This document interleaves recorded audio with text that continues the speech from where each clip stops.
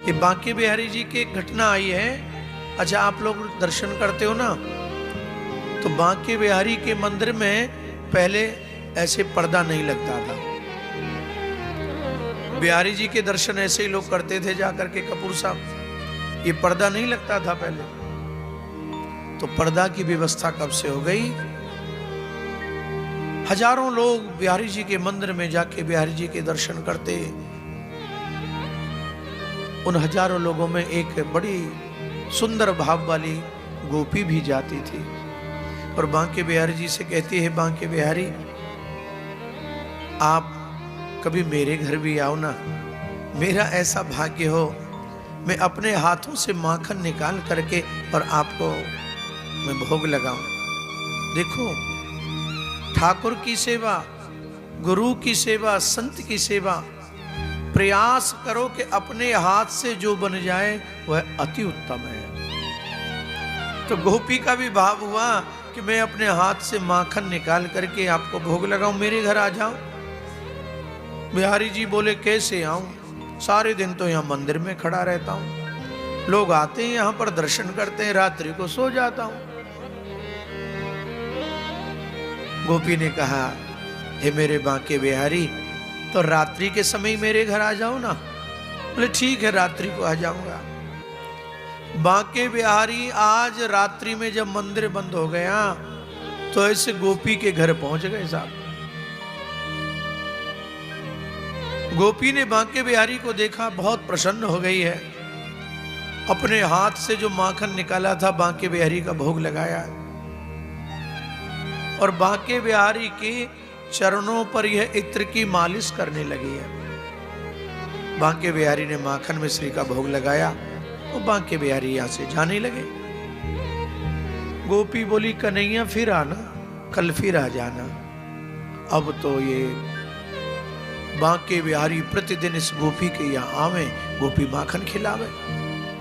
एक दिन गोपी बोली, बांके बिहारी जी दौड़े दौड़े आते हो, दौड़े दौड़े चले जाते हो, थक जाते हो ना, थोड़ी देर शयन कर जाओ, मैं आपके चरण दबा देती हूँ।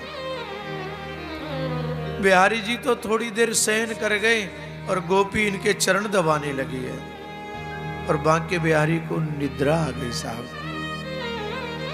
और जब निद्रा आ गई, उधर प्रातः काल हो गया। गोसाई जी ने वहां पर मंदिर खोलने का जब समय हुआ, मंदिर खोलने गए तो वहां पर बांके बिहारी जी नहीं थे। सभी लोग घबरा गए कि बांके बिहारी कहां गए। वृंदावन में शोर हो गया, बांके बिहारी जी की प्रतिमा की चोरी हो गई, चोरी हो गई, चोरी हो गई। ये बात उस गोपी ने भी सुनी तो दौड़ी दौड़ी आई। उसने कहा, गोसाई जी बिहारी जी की चोरी नहीं हुई है, बांके बिहारी तो मेरे घर सो रहे हैं। गोसाई जी ने कहा, बड़ी पागल हो गई है, कहीं वो प्रतिमा भी तेरे घर जाएगी? देखो ना, बांके बिहारी मेरे घर सो रहे हैं। गोसाई जी दौड़ करके गोपी के घर आए तो देखा कि बांके बिहारी पलंग पर सो रहे हैं। यह दृश्य देख करके और गोसाई जी के नेत्र सजल हो गए। गोसाई जी के नेत्रों में प्रेमाश्रु आ गए और जैसे वह अश्रु बांके बिहारी के चरणों पर गिरे ना, तो बांके बिहारी की निद्रा खुल गई। बांके बिहारी ने गोसाई जी को देखा, डर गए। बोले, गोसाई जी मेरा दोष नहीं है, ये सखी मोकू जबरदस्ती बुलाए के लाई है। बांके बिहारी तो दौड़ करके मंदिर में आके फिर से बंस हाथ ऐसे करके खड़े हो गए। अब तो गोसाई जी ने गोपी के पैर पकड़ लिए और कहा, तेरे लिए धन्य है। अरे मैं तो अभी तक बांके बिहारी को एक पाषाण की प्रतिमा समझता रहा, लेकिन तेरे कारण आज मुझे मेरे बांके बिहारी का साक्षात्कार हो गया, दर्शन हो गए। तू धन्य है गोपी, धन्य है, तेरे भाग्यों की सराहना कहां तक करूं। लेकिन यह तो बता, तुझे बांके बिहारी मिले कैसे? गोपी ने बता दिया कि जब मैं मंदिर जाती थी तो प्रतिदिन बांके बिहारी के नेत्रों से नेत्र मिला करके और उनसे प्रार्थना करती, मेरे घर आओ बांके बिहारी, मेरे घर आओ। बांके बिहारी ने मेरी प्रार्थना सुनी और मेरे घर आ गए।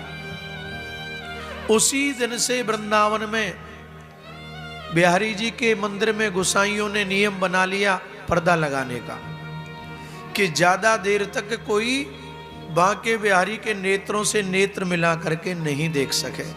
तभी से पर्दा की व्यवस्था हो गई। ये ठाकुर जी जो है ना, मेरे बांके बिहारी, इनके नेत्र बड़े जादू भरे साहब। जो एक बार बांके बिहारी को देख लेता है ना, वह इन बांके बिहारी का ही होके रह जाता है। ठाकुर जी के बड़े सुंदर नेत्र हैं। श्री हरिदास जी महाराज जिन्होंने ठाकुर जी को प्रकट किया, उन्होंने भजन ठाकुर जी के लिए बोला, मोहन